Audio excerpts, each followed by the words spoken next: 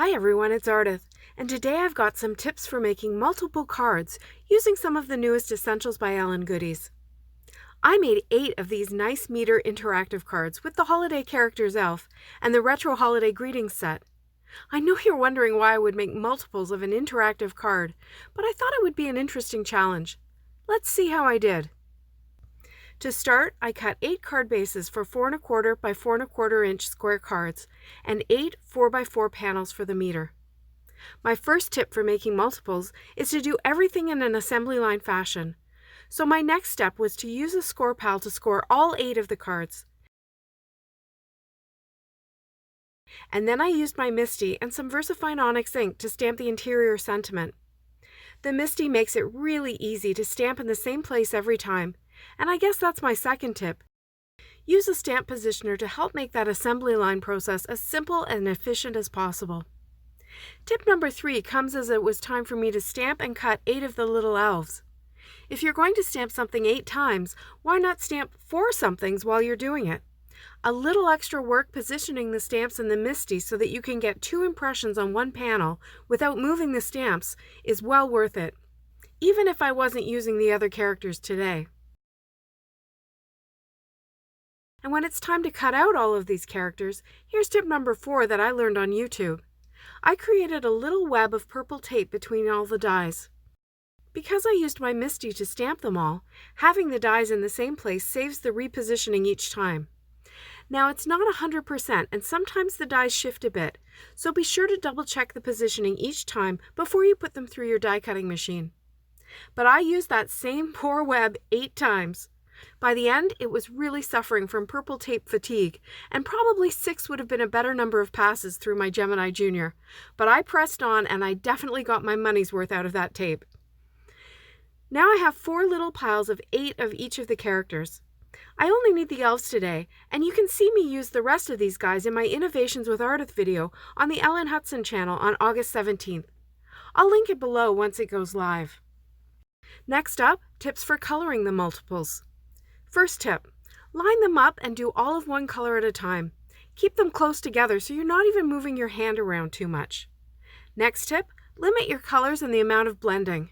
Now I was being a bit of a show off here because I really wanted some dimension on that hat, but you could color each hat with one color, or at least each stripe on the hat could have just been one color. When I was finished, I added Stickles to the little pom-pom and I set them all aside to dry. Next, I stamped my sentiment on the 4x4 panels. I wanted to have the sentiment act as kind of the legend for the meter, so I wanted the naughty to be red and the nice to be green. For me, the quickest and easiest way to do that is to perform some stamp surgery with sharp, pointy scissors. You can mask the sentiment if you don't like stamp surgery, but for me this was going to be quicker, and here's why. I lined up the 2 pieces of the sentiment together on the panel. I need them to fit inside this interactive die, so I placed that on the panel as well, to get a sense of the whole card front. Then I picked up the whole sentiment with the Misty door, and then I removed the nice portion of the stamp. I inked up the naughty portion with Rouge Catherine Pooler ink, and then I stamped all 8 panels. When that was done, I cleaned the stamp, and then I lined up the nice portion on the Misty door back where it belongs under the naughty. This time, I removed the naughty portion of the stamp, and then I inked up the nice portion with lime Rickey and stamped that 8 times. Next came the die cutting. I used this almost circle die from the Swing and Slide interactive die set, and I taped it down with purple tape, trying to line it up with the center of the top and bottom edges before running it through my Gemini Junior. I figured the tape would help me get it in the same place each time, but as time went on, I found it pretty easy just to line it up without the tape. And as you can see in the end, they all lined up pretty well. And since no one's going to be comparing 2 of the cards for precision, it really doesn't matter. Next, I folded each card base and pressed the crease with my bone folder. The next step is to blend red and green ink on the area that will be visible through that die cut in the top panel. To make it quick and easy, I created a negative mask with a circle die that's slightly bigger than the interactive die. I made the mask the same size as my card front so that I could easily get it in the right place on each card. Then I used a piece of Post-it tape to mask off half the circle, and I blended green ink on the open half circle. I went in very heavy at the bottom and I lightened up toward the top, the message being that the greener you are, the nicer. I went through and did that on all 8 card bases. Again, 8 was probably the outside limit for this mask. In fact, my mask ripped a little bit, but I didn't need this blending to be a perfect circle. I just didn't want ink around the outside edges of the card, and I wanted the green ink visible on the right half of that meter. When I finished with the green, I reversed the masking and I repeated the process with the rouge ink. Next, I folded long strips of foam tape to double it up. This will ensure that there is enough space so that my mobile elf will be able to move freely along the meter. I used scissors to cut strips to fit around the edges and in the center, and I stacked them all up as I finished.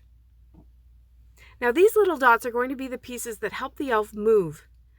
I used a tiny die from the parcel box die set and I cut 32 of them, 4 for each card. I glued them in pairs using Nuvo Deluxe adhesive and I put an acrylic block over them to hold them flat as they dried.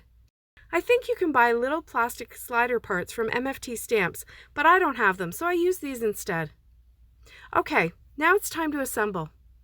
First, I realized that my tape was too close to the top of the die cut, so I used a craft knife to carve some out. I placed the elf where I wanted him, and then I glued one of those little dots to the back of him.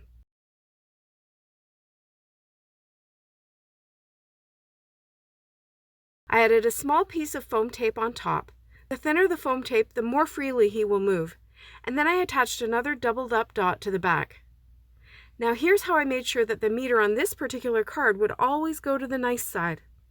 I cut 2 more tiny pieces of foam tape and I put them just on either side of the die cut channel at the top right side of the panel. This will prevent the elf from traveling down that side of the meter. Easy, right? I removed the release paper and attached the whole thing to the card base. Of course, you could put the tape on the other side if you think your recipient is naughty, or you could just leave those off altogether if you're happy to let it land on either side. One thing I notice when I'm making multiples is that I often find better ways to do things as I work through my stack, and this time was no exception. By the end, I was putting the panel on the card base first, then inserting the back dot with the foam tape along one side where there was some flexibility in that center portion of the card. Then I simply put the top dot on, added some glue, and added the elf. I'll be honest, it took me about 2.5 hours to make these 8 cards, which I think is not bad. But of course, no matter how easy or quick it was to make multiple interactive cards, there is no doubt that there are ways to get a similar look more quickly. And that's exactly what I did for one of the projects in the August Innovations with Artist video on the Ellen Hudson channel. I'll link it below once it's live. I hope you found some of the tips for multiples helpful, even if you choose not to do multiple interactive cards.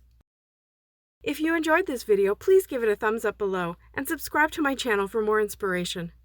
Product links are below in the description and also on my blog. Thanks so much for watching. See you next time.